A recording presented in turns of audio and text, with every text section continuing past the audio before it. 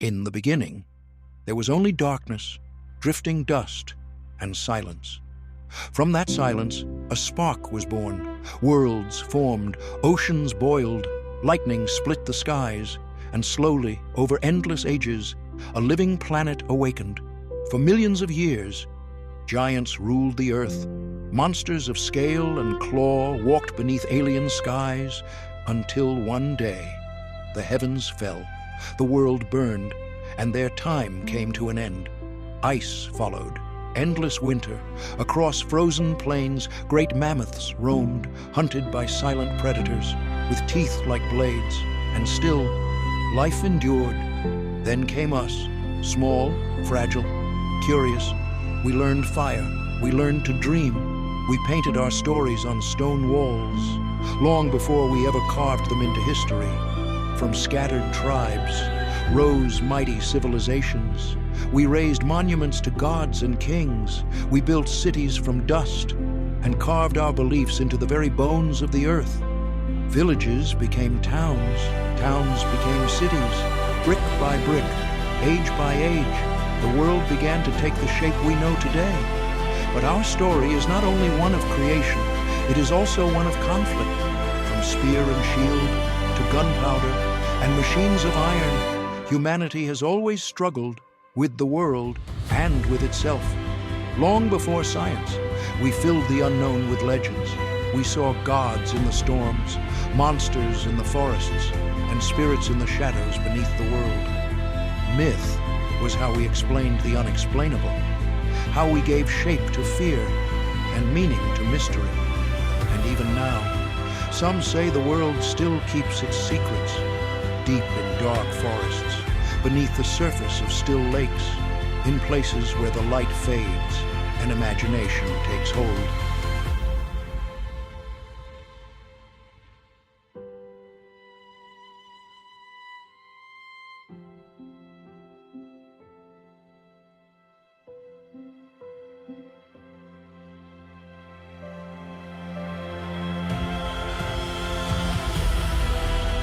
Today, our gaze has turned upward and inward. We create thinking machines. We reach for distant planets. We ask new questions about what it means to exist and what might be waiting in the endless dark between the stars. Our past is written in stone and starlight.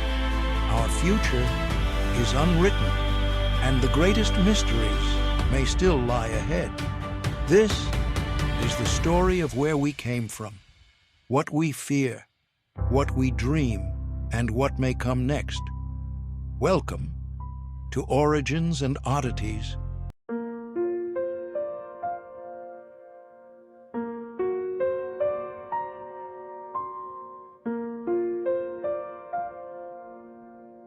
For most of human history, people have asked the same question. How did all this begin? Some imagine powerful gods forging the world from chaos. Others told stories of cosmic eggs, a world snake, giants whose bodies became the land and sky. These myths were our first attempts to make sense of the universe.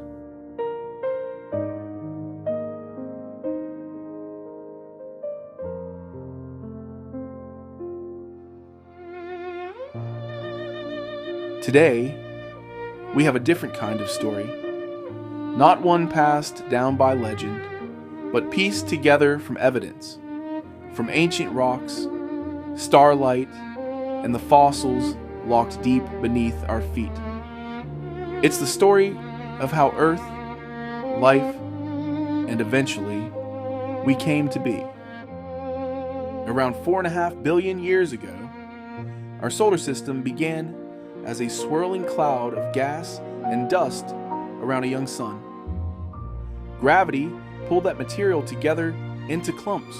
Some would become planets, others moons, and countless more shattered into asteroids and comets. One of those growing worlds would eventually become our home, Earth. The newborn Earth was nothing like the blue planet we know. Its surface was a violent ocean of magma, hammered by constant impacts from space. Volcanoes choked the sky with gas and ash, and any solid crust that formed was quickly melted and shattered again.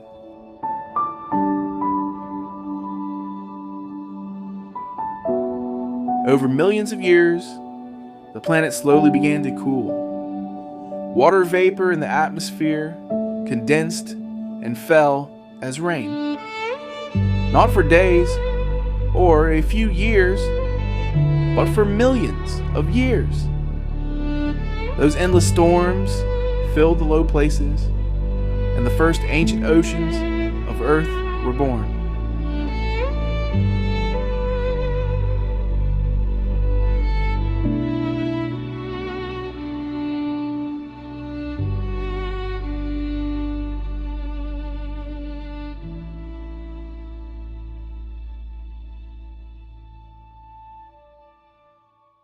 Somewhere in those early seas, something extraordinary happened.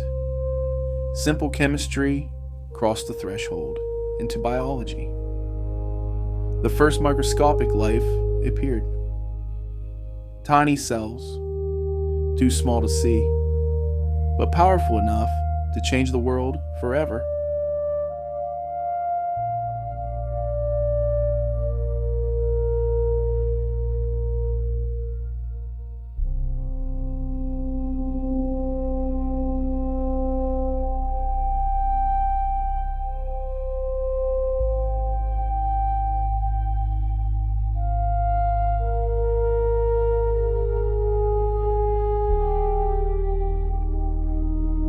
For billions of years, Earth belonged almost entirely to microbes.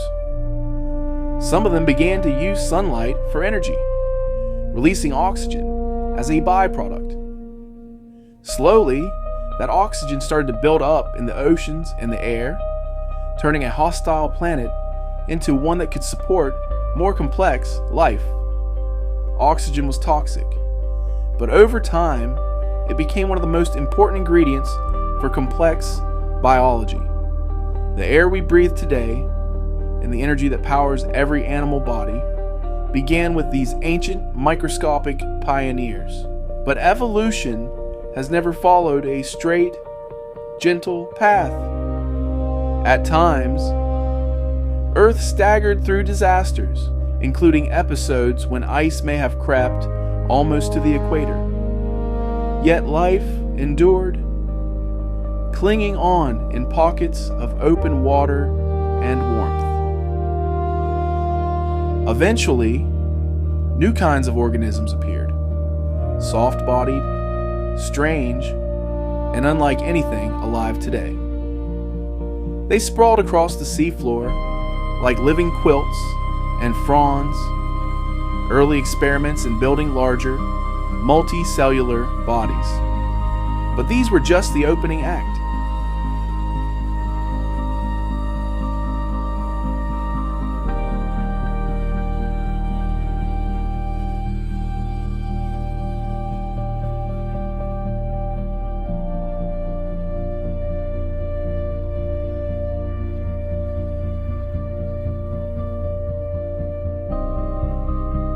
Lying quietly on the ancient seafloor is Dickinsonia, one of the earliest large animals to appear on Earth. Dating back over 550 million years, its soft-ribbed body fed on microbial mats beneath it. We still aren't entirely sure what Dickinsonia was, but chemical fossils reveal it was one of the first true animals to ever live. Among the strange forms of the Ediacaran world, Sphrygina stands out. Unlike many of its neighbors, Sphrygina shows clear left-right symmetry, a key step toward the body plans of modern animals. Soft-bodied and only a few centimeters long, it likely slid across microbial mats in search of food. It may even represent an early relative of the worms and arthropods that would soon reshape life on Earth. This strange creature is Kimberella, one of the earliest animals known to graze along the seafloor. Using a primitive, tongue-like organ, it scraped bacteria-rich mats for food. Simple, slow-moving, yet it represents one of the first steps toward complex animal life. Fossils show signs that Cambrian may have been preyed upon by small worm-like animals, leaving damage marks where they rasped into its soft body, evidence of one of the earliest predator-prey relationships on Earth. Cambrian is one of the earliest animals we know of with a true left and right side, a body plan that nearly all complex animals would later share. Some scientists even think it may have been an early relative of modern mollusks, showing that the roots of familiar life began long before the Cambrian Explosion. This is Tribrachidium, one of the strangest animals from the late Ediacaran seas, over 550 million years ago. It didn't swim or crawl. Instead, it sat on the seafloor like a living ornament, with 3 curved lobes arranged in perfect 3-way symmetry. Those 3 shallow basins weren't eyes or eggs. They were part of a clever feeding system. As gentle ocean currents flowed across the body, the curved shape funneled tiny food particles into the center, allowing Tribrachidium to feed without ever moving. Tribrachidium is one of the only known animals with true 3-way symmetry. Most animals today, including worms, arthropods, and humans, have left-right symmetry. But Tribrachidium belonged to a world before modern body plans evolved. Many Tribrachidium may have lived together across the Ediacaran seafloor, quietly filtering the water. And even today, scientists still aren't sure exactly what group of animals it belongs to, making it one of prehistory's strangest mysteries. Long before plants or animals with shells, Earth's seafloors were covered by mysterious organisms called rangeomorphs. Their bodies branched again and again in fractal patterns, absorbing nutrients directly from the water around them. Up close, each rangeomorph looks like a living fern. But they weren't plants. They may have absorbed dissolved nutrients through every part of their bodies, without mouths, organs, or muscles. Most rangeomorphs stood only a few inches tall, swaying gently in ancient currents, filling entire sea floors like alien forests for millions of years. The Ediacaran world was home to far more than just a few famous species. Frond-like filter feeders, tiny shield-shaped grazers, and strange spindle-shaped colonies covered the seafloor. Some drifted gently in the currents. Others fed from the microbial mats below. Together, they formed the planet's first complex ecosystems. Many of these Ediacaran organisms were unlike anything alive today. Some may have been early animals. Others may represent entire branches of life that later vanished forever. They were Earth's first experiment in building large, complex bodies, a quiet beginning to the story of animal life. As the calm world of the Ediacaran slowly gave way to the Cambrian, life became more complex, and for the first time in Earth's history, true predators ruled the seas. Around 540 million years ago, something extraordinary happened. In a geological heartbeat, the oceans transformed. Life didn't just survive anymore. It exploded into an astonishing diversity of shapes, bodies, and behaviors. This moment in Earth's story is known as the Cambrian Explosion, a time when evolution seemed to accelerate, and creatures unlike anything the world had ever seen began to appear. Here, beneath ancient seas, ecosystems formed for the very first time. Predators hunted, prey learned to flee, to hide, to defend themselves, eyes evolved, armor formed, and movement became a matter of life and death. Many of these animals are strange to us now. Soft-bodied swimmers with feathery fins, spiked grazers creeping across microbial mats, tiny arthropods scuttling across the seafloor, all part of a living arms race that would shape the future of life on Earth. This was the dawn of complex animal life, the beginning of bodies with legs and eyes, mouths and muscles, nervous systems and behaviors.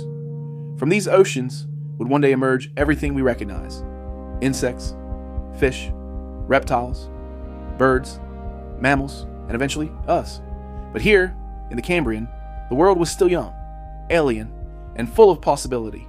So join us as we travel back in time to witness the moment when life truly began to take shape, and the ancient seas became home to the first complex ecosystems our planet had ever known.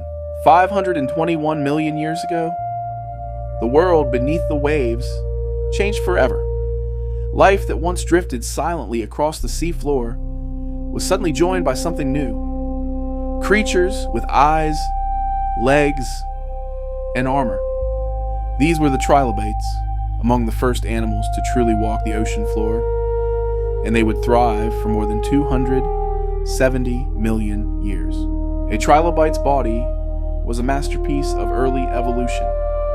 Its hard exoskeleton acted like armor, while rows of tiny legs beneath it helped it walk and dig along the seafloor. And perched on its head were crystal-like eyes among the first true eyes on Earth, giving it a clear view of this ancient ocean world. Trilobites ate almost anything they could find. Some sifted through the mud for tiny scraps of life, while others hunted soft-bodied prey, crushing it with the spines beneath their bodies. A few even filtered the water for drifting food, proof that trilobites filled nearly every role in the ancient seas. Trilobites dominated the sea floor, but they weren't without danger. When threatened, their strong armor could protect them, sometimes forcing predators to give up.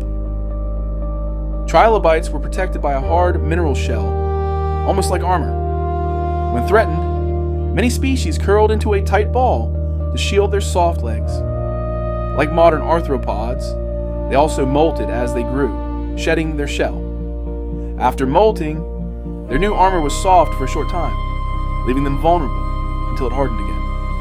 For hundreds of millions of years, trilobites dominated the seafloor, and more than 20,000 different species would evolve, each adapted to its own way of life. For nearly 270 million years, trilobites thrived in Earth's oceans, until their story finally ended in the Great Permian Extinction. Around 521 million years ago, one creature ruled the oceans. Anomalocaris, the first true apex predator, patrolled the Cambrian seas, hunting with speed, vision, and precision like nothing before it. Stretching the length of its body, Anomalocaris carried rows of flexible swimming lobes along each side. These weren't true fins, but soft, flap-like extensions of the body wall, arranged like overlapping shingles.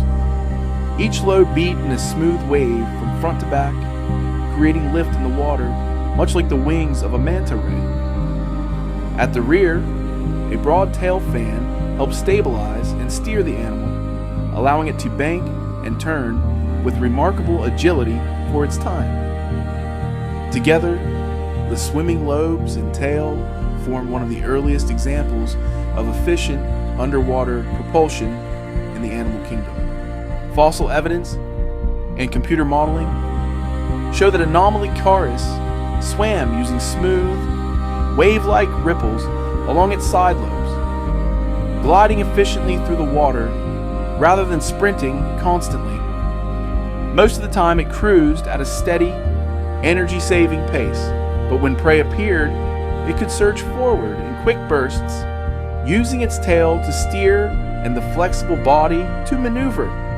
This combination of lift, control, and acceleration made Anomalocaris one of the most capable swimmers of the Cambrian seas. Most species of Anomalocaris grew around 1 to 2 feet long. The largest confirmed fossils, including forms like Anomalocaris canadensis, reached close to 3 feet, making it a giant among Cambrian animals. Its body was lightweight and flexible, likely weighing only a few pounds, but in an ancient ocean filled mostly with small, soft-bodied creatures, it would have seemed enormous and undeniably powerful. The eyes of Anomalocaris were among the most advanced of the entire Cambrian period. Each eye carried thousands of tiny lenses, true compound eyes, like those of modern insects and mantis shrimp, giving it sharp motion detection and a wide field of view. With vision, this sophisticated Anomalocaris could scan the ancient seas for prey at a time when most animals had barely begun to see. Hidden beneath its head, Anomalocaris carried a circular oral cone, a ring of hard, tooth-like plates that opened and closed to grip and tear apart prey. Scientists still debate the exact design, but the evidence now points to a single ring of overlapping plates, creating powerful suction as it fed. Using its spined arms, Anomalocaris dragged prey beneath its head and into this hidden mouth, shredding soft-bodied animals and sometimes even damaged trilobites in the dark Cambrian seas. For millions of years, Anomalocaris ruled the Cambrian seas. With powerful swimming, sharp vision, and a mouth built for crushing prey, it stood among the first true apex predators in Earth's oceans. Yet dominance did not guarantee survival. As oceans changed and new predators emerged, Anomalocaris faced increasing competition and pressures we still struggle to fully understand today. By around 500 million years ago, Anomalocaris vanished from the fossil record. How it lived on, how it reproduced, and why it disappeared remain among the great unanswered mysteries of early life on Earth. A predator without descendants, but not without legacy.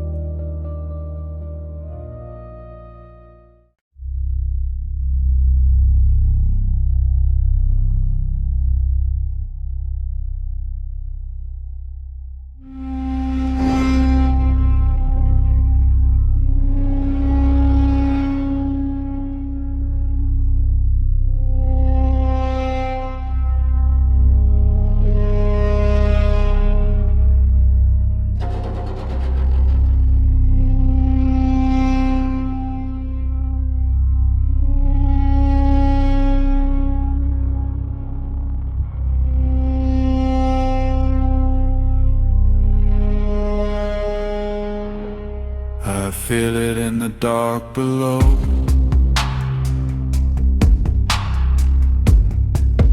In the silence of the deep.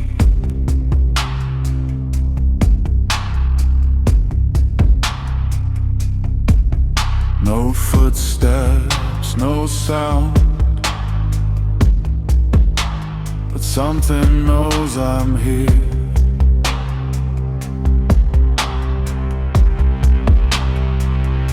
I'm not alone, I never was.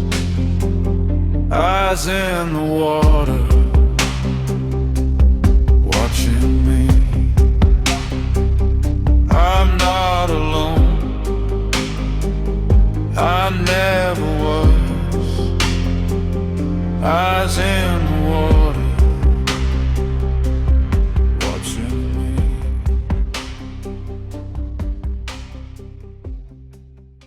505 million years ago, long before fish ruled the oceans, Earth's seas were filled with creatures that seem almost unreal today. This was the Cambrian period, a time of rapid experimentation when life tested shapes, senses, and strategies never seen again. Among these early pioneers swam a creature so strange it defied classification for decades. 5 eyes, a grasping proboscis, and a body built for a world without precedent. This is Opabinia regalis, the alien of the Cambrian seas. Unlike modern predators, Opabinia relied on gentle propulsion rather than speed. Its body undulated through the water, while flexible side flaps provided lift and control, an early experiment in efficient swimming. Opabinia's vision was unlike anything alive today. 5 closely grouped eyes gave it a wide field of view, allowing it to detect movement from multiple directions at once. This unusual visual system likely helped it navigate a world filled with unfamiliar life and constant danger. Instead of jaws or claws, Opabinia relied on a strange, feeding limb, a soft, flexible proboscis ending in paired lobes, used to pick prey from the seafloor. Opabinia was not a top predator. Instead, it likely lived as a cautious seafloor forager, using its flexible proboscis to collect small, soft-bodied animals from the sediment while avoiding larger hunters above. This animal thrived along Cambrian seafloors for millions of years. But as ocean chemistry shifted and ecosystems became more complex, creatures like this one slowly disappeared.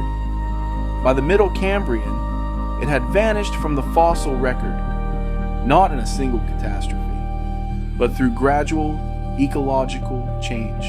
Though it left no direct descendants, its feeding strategy lives on. Flexible proboscises, sediment grazing, and low-energy foraging remain common among marine invertebrates today. Reminders of an ancient experiment in survival. Among the most bizarre animals of the Cambrian was Hallucigenia, a creature so strange that for decades, scientists could not even tell which way was up. Hallucigenia didn't swim, it walked. Using soft, flexible legs, it slowly crossed the Cambrian seafloor, moving more like a modern velvet worm than any animal alive today. Its motion was calm and deliberate, a strange survivor in a world still learning how life should move. Those spikes weren't weapons, they were warnings. Hallucigenia relied on sharp, rigid spines to make itself difficult and painful to eat. In a world of experimental predators, survival sometimes meant simply not being worth the effort. Despite its fearsome appearance, Hallucigenia was not a predator. Evidence suggests it fed quietly along the seafloor, grazing on microbial mats and organic material. In the Cambrian world, even the strangest creatures often survived by keeping a low profile. Its strange anatomy confused scientists for decades, making Hallucigenia one of the most misinterpreted fossils ever found. Hallucigenia vanishes from the fossil record near the end of the Cambrian, its fate unknown. Along the Cambrian seafloor, a heavily armored grazer moves slowly through the sediment. Covered in scales and crowned with rigid spines, Waiwaxia is built not to hunt, but to endure. Instead of fleeing danger, Waiwaxia relied on armor. Overlapping scales formed a protective shield, while long spines turned its back into a barrier few predators could risk. Waiwaxia wasn't a predator. It lived low on the seafloor, grazing slowly across microbial mats and organic debris. In an ocean dominated by hunters, Waiwaxia filled a quieter role, recycling nutrients and sustaining the foundation of the Cambrian ecosystem. For decades, Waiwaxia puzzled scientists. Its armor resembled mollusks, its spines suggested worms, and its body plan fit neither perfectly. Waiwaxia wasn't just strange, it challenged how early animals were classified. As Cambrian ecosystems grew more complex, creatures like Waiwaxia slowly vanished. More efficient grazers and specialized animals replaced its niche, leaving Waiwaxia behind as an evolutionary experiment that time moved past. For billions of years, Earth was silent, not empty, but quiet. Life existed, but it was small, simple, and unseen. Single cells drifting through dark oceans, enduring ice ages, surviving impacts, volcanism, and a hostile world. The planet froze. The planet burned. Oxygen slowly transformed the atmosphere. And still, life waited. Then, something unprecedented happened. In a narrow window of deep time, the rules changed. Bodies became complex. Movement became purposeful. And for the first time in Earth's history, life learned to see. The Cambrian oceans exploded with form and function. Creatures armored themselves in shell and spine. Others grew flexible, soft, and fast. Predators emerged, forcing prey to adapt or perish. This was not chaos. This was evolution accelerating. Eyes reshaped the world. Once vision appeared, nothing could remain hidden. Hunting began, defense followed. Camouflage, speed, armor, and strategy evolved together. Life was no longer passive. It reacted. It pursued. It fought back. Across the seafloor, grazers reshaped the sediment. Burrowers oxygenated the ocean floor. Entire ecosystems formed for the first time. Food webs emerged. Balance developed. Complexity fed complexity. Some creatures rule their world. Others survive by hiding, hardening, or slowing down. Most of them would not last.